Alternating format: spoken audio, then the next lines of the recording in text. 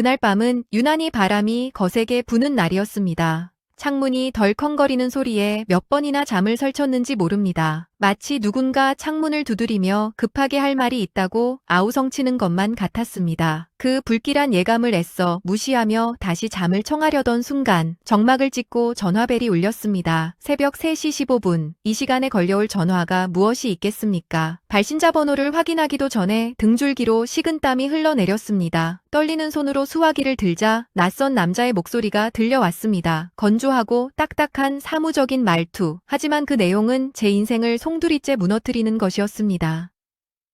양평경찰서입니다. 김지영 씨 맞으십니까? 마음의 준비를 하셔야겠습니다. 어머니 댁에 화재가 발생했습니다. 지금 집이 전소되었고 안방에서 시신 한 구가 발견되었습니다. 저는 그 순간 숨을 쉴 수가 없었습니다. 전화기가 손에서 미끄러져 바닥으로 떨어졌습니다. 남편이 놀라 깨어나 저를 흔들었지만 제 귀에는 아무런 소리도 들리지 않았습니다. 머릿속이 하얗게 변하고 오직 한 가지 생각만이 맴돌았습니다. 엄마, 우리 엄마가 불에 탔다고. 서울에서 양평까지 가는 1시간. 그 시간은 제 인생에서 가장 길고 고통스러운 시간이었습니다. 저는 미친 사람처럼 엑셀을 밟았습니다. 제발 아니기를, 제발 꿈이기를, 어머니가 잠깐 마실을 나가셨기를, 경찰이 잘못 본 것이기를. 저는 핸들을 두드리며 울부짖었습니다. 하지만 현장에 도착했을 때 제가 마주한 것은 지옥 그 자체였습니다. 차에서 내리자마자 매캐한 탄 냄새가 코를 찔러왔습니다. 숨을 들이마실 때마다 폐가 타들어가는 것 같았습니다. 어둠 속에서 시뻘건 경광등 불빛만이 어지럽게 돌아가고 있었고 소방차들의 요란한 사이렌 소리가 귀를 찔렀습니다. 제가 나고 자랐던 집, 아버지가 직접 벽돌을 나르며 지으셨던 그 예쁜 전원주택은 온데간데 없었습니다. 검게 그을린 뼈대만이 앙상하게 남아 마치 유령의 집처럼 서 있었습니다. 지붕은 무너져 내렸고 마당의 화단은 잿더미에 덮여 형체조차 알아볼 수 없었습니다. 엄마. 저는 폴리스라인을 뚫고 집 쪽으로 달려가려 했습니다. 경찰관 2명이 저를 막아섰습니다. 가시면 안 됩니다. 아직 건물이 붕괴될 위험이 있어요. 진정하세요. 비켜요. 우리 엄마가 저 안에 있단 말이에요. 엄마를 꺼내야 해요. 저는 경찰관의 옷자락을 붙잡고 매달렸습니다. 그때 무너진 현관 쪽에서 구급대원들이 들것을 들고 나왔습니다. 하얀 천에 덮인 사람이라고 하기에는 너무나 작고 왜소해진 형체, 그것이 제 어머니였습니다. 불에 타서 수분이 다 빠져나가 어린아이처럼 작아져 버린 어머니. 저는 그 자리에 주저앉아 땅을 치며 통곡했습니다. 어머니, 뜨거워서 어쩌셨어요? 그 불길 속에서 얼마나 무서우셨어요? 얼마나 저를 부르셨어요? 제 목소리는 잿빛 연기 속으로 흩어졌습니다. 경찰은 현장 감식 반장이라는 사람과 이야기를 나누고 있었습니다. 제가 다가가 멱살을 잡듯 물었습니다. 왜 불이 난 거예요? 누가 불을 지른 거예요?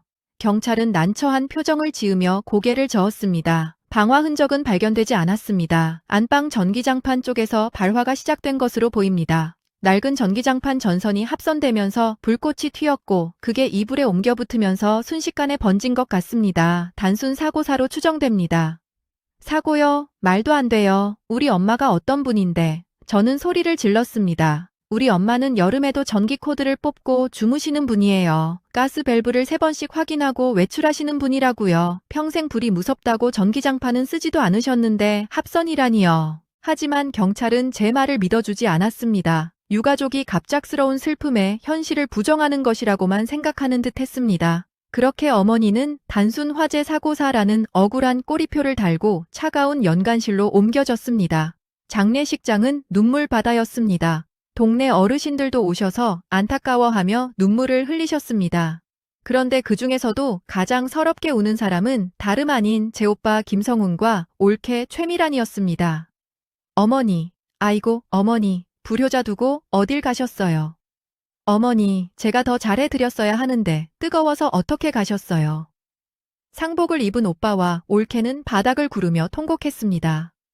그 모습이 어찌나 애절한지 조문객들은 모두 그들을 위로했습니다. 아들이 저렇게 효자니 어머니도 가시는 길 덜 외로우실 거야.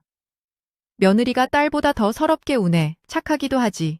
하지만 저는 그 모습을 보며 구역질이 올라왔습니다. 저 인간들이 어떤 인간들입니까? 오빠는 도박에 미쳐서 아버지 장례식 부조금까지 들고 튀었던 인간입니다. 한 달 전에는 어머니가 받은 땅 보상금 10억을 내놓으라며 어머니 멱살을 잡고 행패를 부려 경찰까지 출동하게 만들었던 페류나입니다. 올케는 또 어떻습니까? 명절 때도 코빼기 한번 안 비치다가 어머니가 돈이 좀 생겼다는 소문을 듣자마자 뻔질나게 드나들며 온갖 아양을 떨던 여자입니다. 어머니는 저에게 늘 말씀하셨습니다. 지영아, 나는 성훈이가 무섭다. 저것들 눈빛이 꼭 굶주린 늑대 같다. 그런데 이제 와서 효자 효부 노릇이라니요. 저는 분노가 치밀어 올라 주먹을 꽉 쥐었습니다. 하지만 장례식장에서 소란을 피울 수는 없었습니다. 어머니 가시는 길 마지막이라도 시끄럽게 하고 싶지 않았기 때문입니다. 장례 이틀째 되던 날 밤이었습니다. 조문객들이 뜸해진 새벽 시간, 저는 머리를 식히고 세수라도 할 겸 화장실로 향했습니다. 화장실 칸 안에 들어가 앉아 있는데 누군가 들어오는 소리가 들렸습니다. 또각또각, 날카로운 하이힐 소리, 그리고 이어서 들리는 익숙한 목소리. 올케였습니다. 거울 앞에서 화장을 고치는 듯 달그락거리는 소리가 들리더니 곧이어 누군가에게 전화를 걸기 시작했습니다. 저는 숨을 죽였습니다.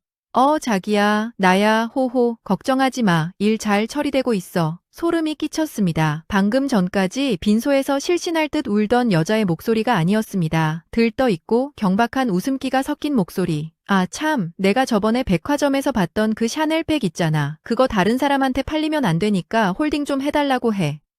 돈? 걱정 마. 보험금 나오면 바로 일시불로 쏠 테니까 이번 주 내로 입금될 거야. 아유 알았어. 장례 끝나면 바로 갈게. 떡볶이 먹고 싶다. 저는 제 귀를 의심했습니다. 지금 시어머니가 불에 타서 돌아가셨습니다. 시신이 훼손되어 염도 제대로 못하고 관뚜껑을 덮었습니다. 그런데 며느리라는 여자가 화장실에서 보험금을 들먹이며 명품 가방 타령을 하고 있다니요. 떡볶이가 먹고 싶다니요. 심장이 쿵쿵 뛰어서 터질 것만 같았습니다. 손이 덜덜 떨려 입을 틀어막아야 했습니다. 이건 슬픔에 잠긴 유가족의 태도가 아니었습니다. 마치 거액의 복권에 당첨된 사람처럼 무언가를 간절히 기다려온 사람처럼 보였습니다. 저는 화장실을 나온 뒤 곧장 오빠를 찾아갔습니다. 오빠는 빈소구석에서 육개장에 소주를 마시고 있었습니다. 얼굴이 붉게 달아올라 있었지만 슬픔보다는 묘한 흥분감이 느껴졌습니다.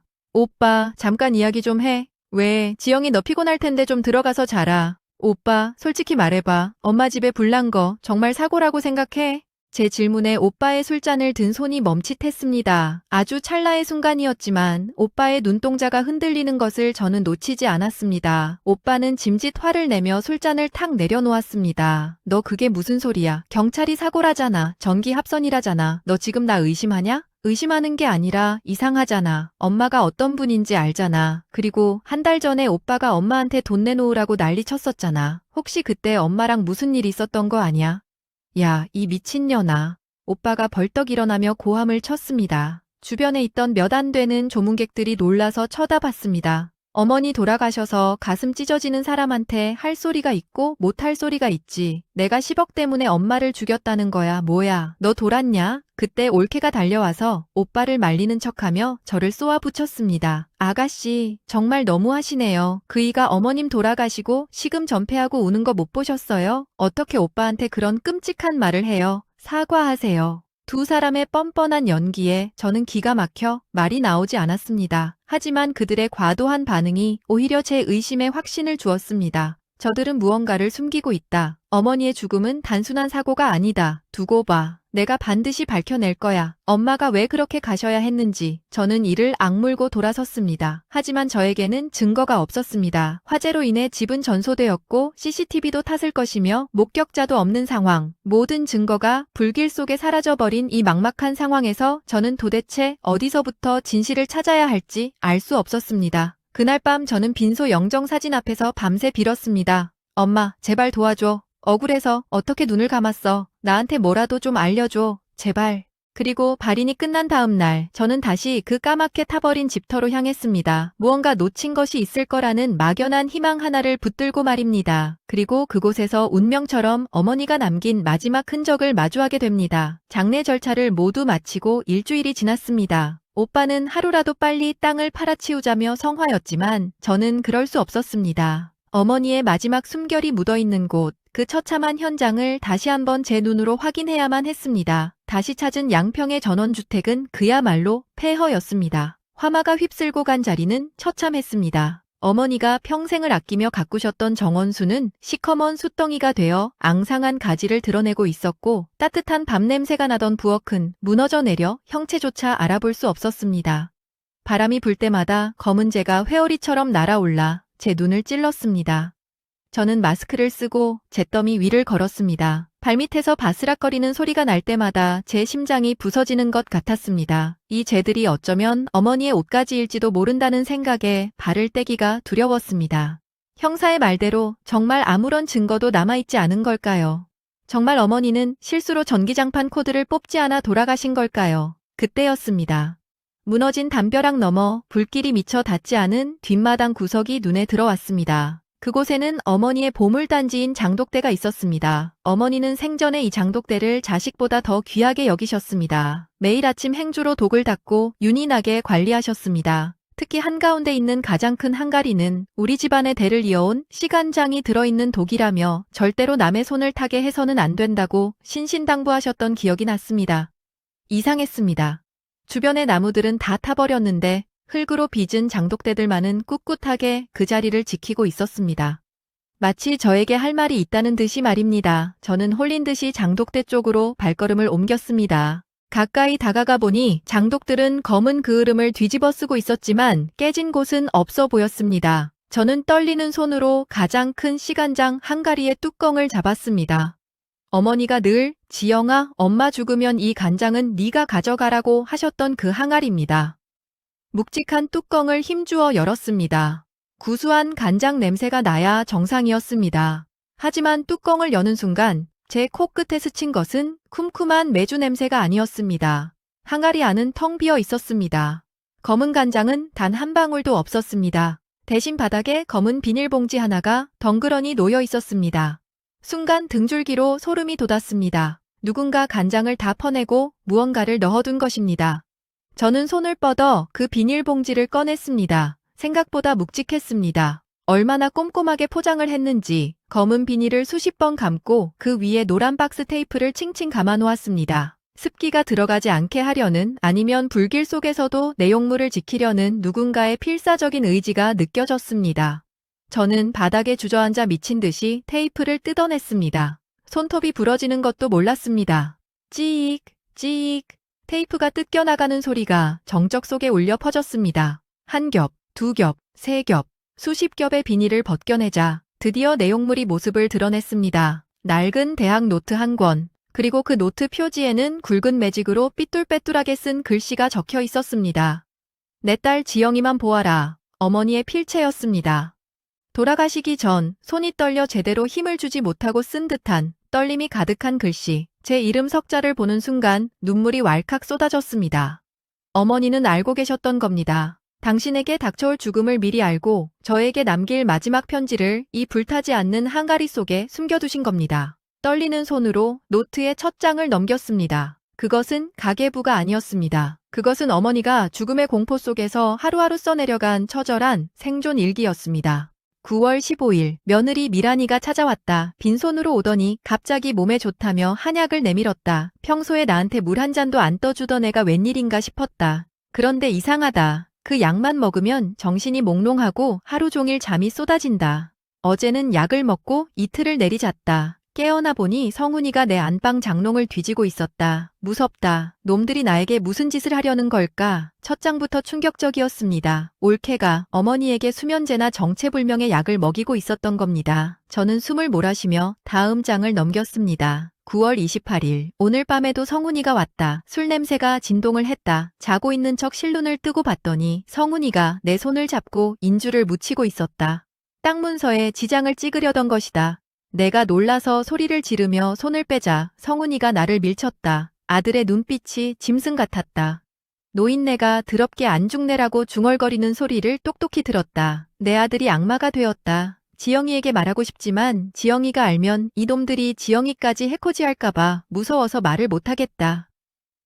제 가슴이 찢어지는 것 같았습니다. 어머니는 저를 보호하기 위해 그 끔찍한 공포를 혼자 견디고 계셨습니다. 자신의 아들이 짐승으로 변해가는 모습을 보며 얼마나 가슴이 아프셨을까요? 페이지를 넘길수록 내용은 더욱 끔찍해졌습니다. 어머니의 글씨체는 점점 더 흐트러지고 있었습니다. 공포가 극에 달하고 있음을 보여주듯 펜 끝이 종이를 뚫을 정도로 꾹꾹 눌러 쓴 자국들이 보였습니다. 10월 10일 전화선을 뽑아버렸다. 놈들이 내 핸드폰도 가져갔다. 며느리가 웃으면서 어머니 치매시잖아요. 핸드폰 잃어버리니까 제가 보관할게요 라고 했다. 나는 치매가 아니다. 나는 멀쩡하다. 이것들이 나를 세상과 단절시키고 있다. 도망치고 싶지만 관절염 때문에 다리가 아파서 뛸 수가 없다. 이웃집 김씨도 요즘 통 보이지 않는다. 놈들이 돌려보낸 게 분명하다. 나는 도간에 든 쥐다. 그리고 마지막 페이지. 화재가 나기 바로 전날인 10월 20일의 일기였습니다. 거기에는 핏빛보다 더 붉은 절망이 적혀 있었습니다. 10월 20일. 오늘이 내 제삿날이 될 것 같다. 저녁에 놈들이 트럭을 몰고 왔다. 창고 뒤편에 무언가를 숨기는 걸 봤다. 기름통이었다. 휘발유 냄새가 진동을 한다. 며느리가 들어와서 웃으면서 따뜻한 우유를 건넸다. 어머니, 오늘 밤에는 춥대요. 이거 드시고 푹 주무세요. 아주 깊이 주무세요. 그 눈웃음이 저승사자보다 더 무서웠다. 나는 우유를 먹지 않고 화분에 버렸다. 오늘 밤 놈들이 불을 지를 것이다. 나는 안다. 이것들이 보험금을 노리고 나를 태워주길 작정이다. 지영아, 내 딸 지영아, 엄마가 너무 무섭다. 불에 타 죽는 게 너무 무섭다. 하지만 도망칠 곳이 없다. 이 늙은 몸으로 어디를 가겠니? 혹시 내가 죽거든? 그래서 네가 이 잿더미 속을 뒤지거든? 부디 이 장독대를 열어다오. 엄마는 사고로 죽은 게 아니다. 엄마는 살해당한 것이다. 이 억울함을, 이 원통함을 네가 풀어다오. 엄마가 미안하다. 끝까지 지켜주지 못해서 미안하다.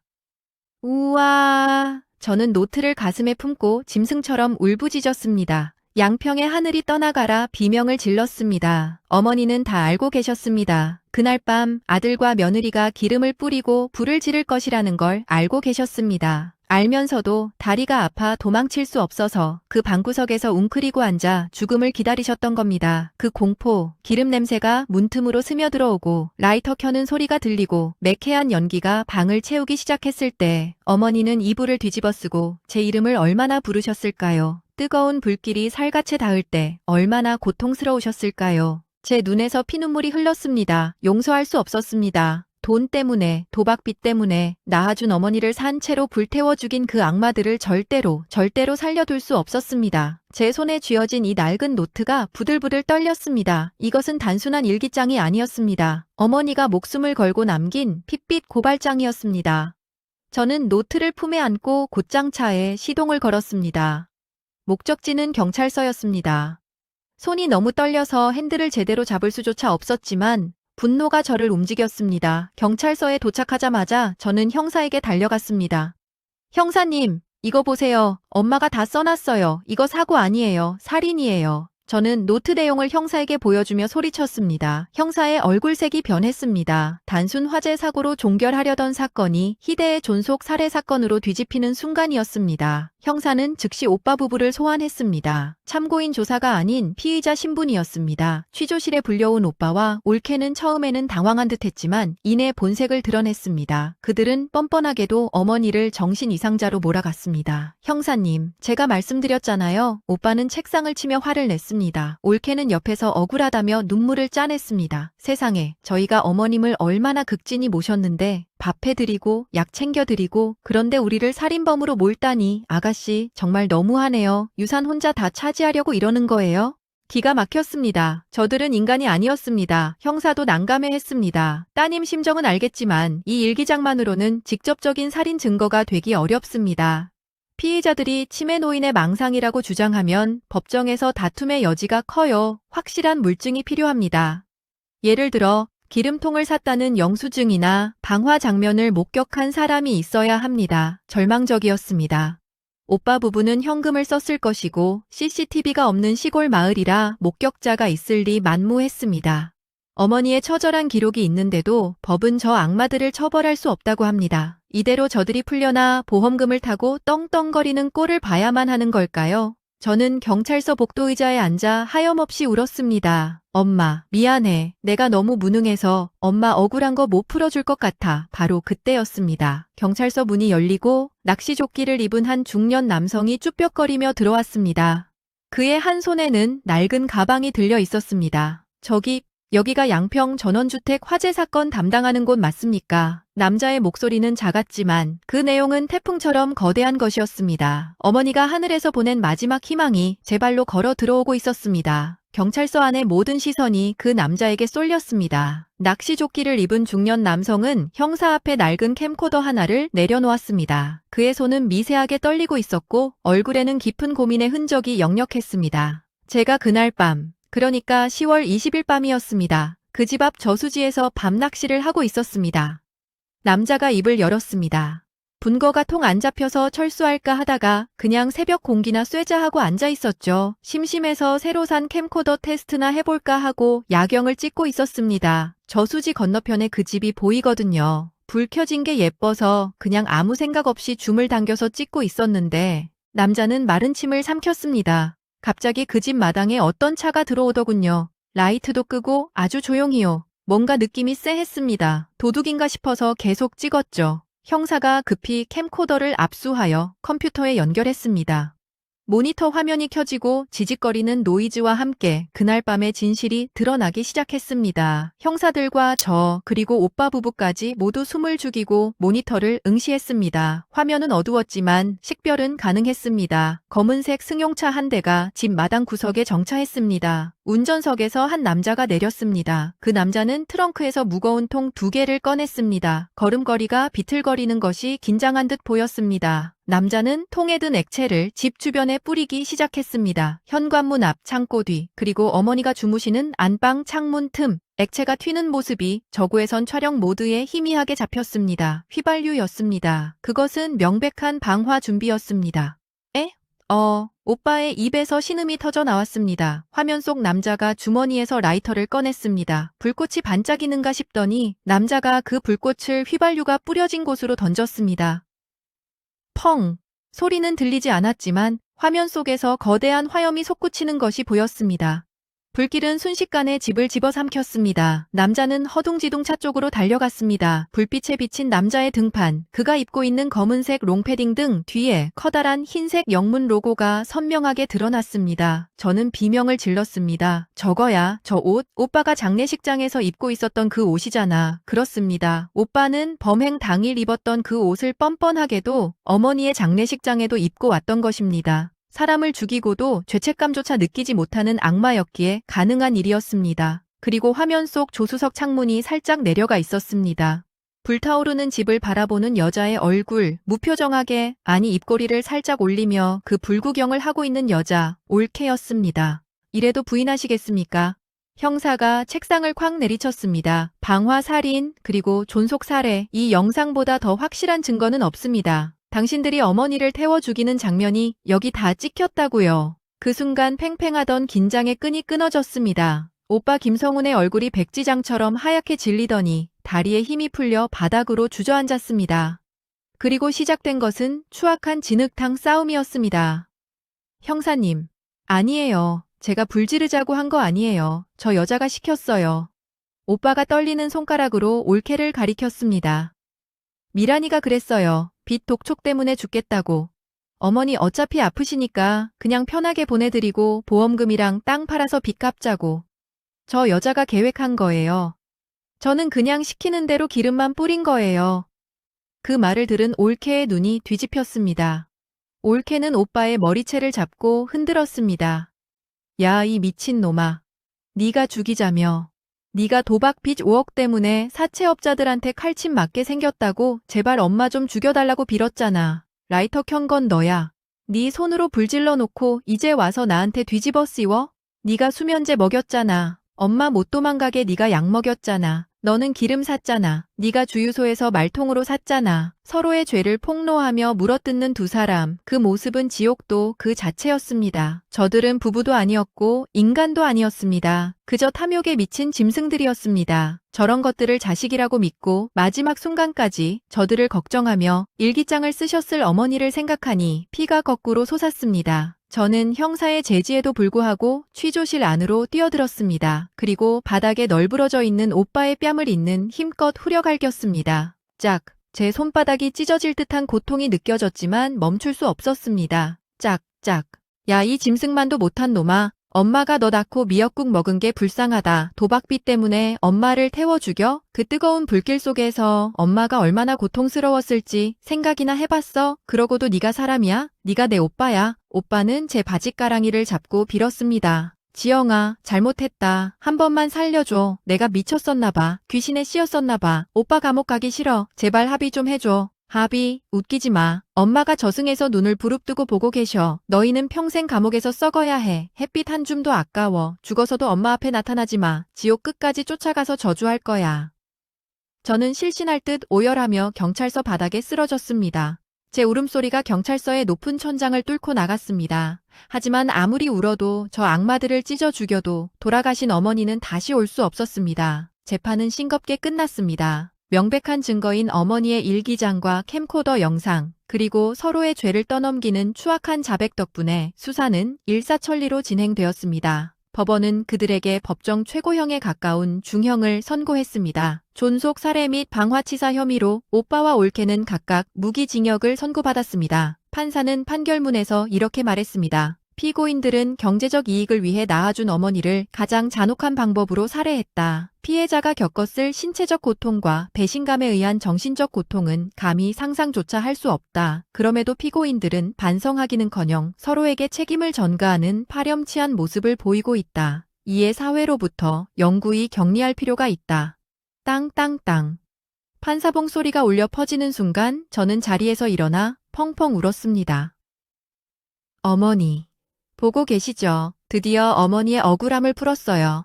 이제 편히 쉬세요. 제발 편히 쉬세요. 어머니가 남기신 땅 보상금과 유산은 전액 화재 피해자 지원재단과 독거노인 복지센터에 기부했습니다. 어머니의 목숨값인 그 돈을 저는 단 10원도 쓸 수 없었습니다. 그것이 어머니가 바라시는 일이라고 믿었습니다. 그리고 일이 년이 지났습니다. 저는 다시 지은 어머니의 집 마당에 서 있습니다. 불에 탔던 집은 허물고 그 자리에 아담하고 예쁜 벽돌집을 새로 지었습니다. 이 집은 이제 제가 운영하는 어머니의 밥상이라는 무료 급식소로 쓰일 예정입니다. 따뜻한 밥 한 끼를 그리워하셨던 어머니의 마음을 담아 배고픈 이웃들에게 밥을 대접하고 싶었습니다. 마당 한가운데 유일하게 불에 타지 않고 살아남았던 그 장독대는 깨끗하게 닦아 제자리에 두었습니다. 반질반질 윤이 나는 항아리를 어루만져 봅니다. 차가운 온기의 감촉이 마치 어머니의 거친 손등 같습니다. 장독대 뚜껑을 열어봅니다. 이제 그 안에는 공포에 떨며 쓴 일기장 대신 제가 쓴 편지와 국화꽃 한 송이가 들어있습니다. 엄마. 이제 무서워하지 마. 그놈들은 벌 받았어. 거기서는 뜨겁지 않지? 아프지 않지? 엄마가 목숨 걸고 지켜낸 이 장독대. 이제 내가 평생 닦으며 살게. 그리고 엄마가 못다 베푼 사랑, 내가 담은 평생 베풀며 살게. 사랑해 엄마. 정말 미안하고 사랑해. 우리 다음 세상에서는 부디 아프지 말고 오래오래 같이 살자. 산들바람이 불어와 장독대를 스치고 지나갑니다. 바람결의 풍경소리가 댕그랑 울립니다. 마치 어머니가 그래, 내 딸아, 고맙다 하고 대답하시는 것 같습니다. 저는 눈물을 닦고 환하게 웃어봅니다. 하늘이 참 맑습니다. 오늘 장독대 속에 숨겨진 어머니의 슬픈 사랑 이야기 잘 들으셨습니까? 부모님은 우리가 생각하는 것보다 훨씬 더 우리를 사랑하고 계시며 마지막 순간까지도 자식을 위해 모든 것을 내어주시는 분들입니다. 혹시 지금 부모님께 소홀하고 계시지는 않나요? 더 늦기 전에, 후회하기 전에 오늘 당장 전화 한 통 드리는 건 어떨까요? 사랑해요. 감사합니다. 이 한마디면 충분합니다. 지금까지 사연의 조각들이었습니다. 여러분의 가슴 따뜻한, 때로는 가슴 아픈 사연을 기다립니다.